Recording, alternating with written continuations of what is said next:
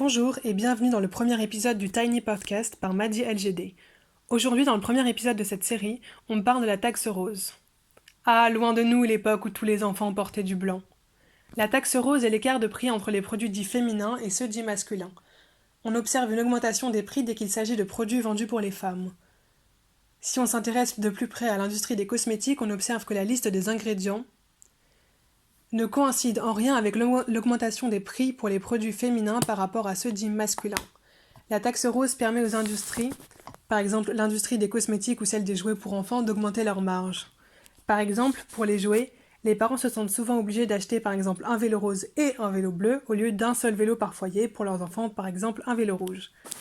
À cause de la normalisation des produits de consommation genrés, beaucoup de parents se sentent obligés d'acheter un produit avec une couleur cliché pour éviter que les enfants se fassent humilier. Par exemple pour protéger leur petit garçon qui se ferait humilier à l'école avec un vélo rose. Ensuite, on va parler du prix psychologique. Le prix psychologique explique aussi cet écart important. C'est le prix auquel un consommateur est prêt à payer en fonction de son genre. Le matraquage publicitaire sur la pression des femmes les incite à dépenser toujours plus. On est aussi dans une logique de société dans laquelle les complexes permettent de faire toujours plus de profit.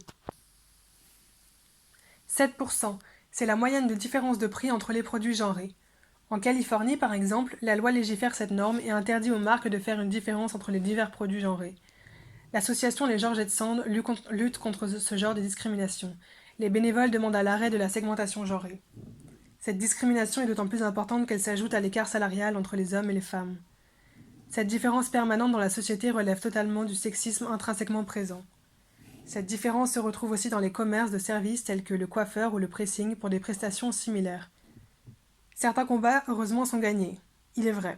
Par exemple, l'association Georgette Sand a réussi à baisser la TVA de 20% à 5,5% pour les produits de première nécessité destinés aux femmes.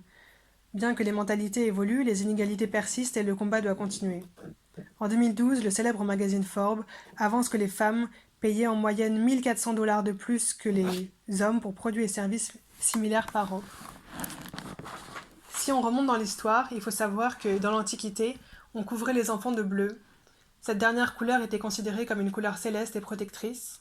Puis, au Moyen-Âge, les vêtements blancs étaient attribués aux enfants, car le blanc était image de la pureté et de l'innocence. C'était la norme des bambins jusqu'à leurs 6 ans. Ensuite, l'attribution du rose pour les femmes et du bleu pour les hommes ne date que des années 1900. En effet, c'est seulement après 700 ans de tradition chrétienne où le bleu était la couleur de la Vierge Marie et où le rose symbolisait la virilité et le pouvoir que les normes ont changé.